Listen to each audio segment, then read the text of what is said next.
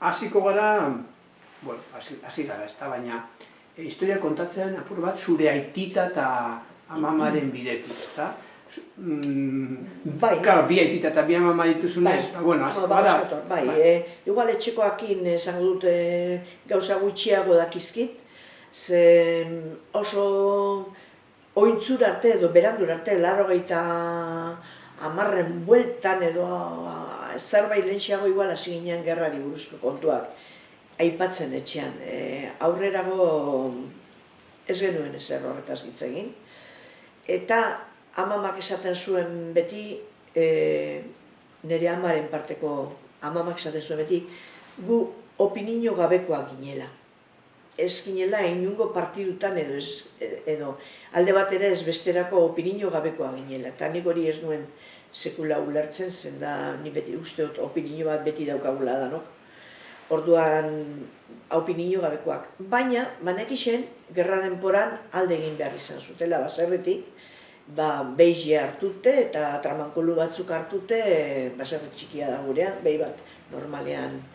Eta behi hori hartuta joan zirela getxora eta algortan eta getxon egonakoak zirela hango baserrien batetan babesa hartuta hilebete batzutan, pare bat hilebetetan edo horrela. Eta badakit bebai aitite eskutatuta egon zela bere kaxa beste nu maite. Beraz, opinio gabeko hori etzan hain opinio gabekoa, nire ustez, ez? Eta hori ama kontatzen zuen bueltan etorri zirenean, osaba zahar bat bizi zen baserrian baita ere, amaman osaba, eta amaman osaba eta bera behia hartuta bueltan etorri zirela etxera, eta etxean topatu zituztela.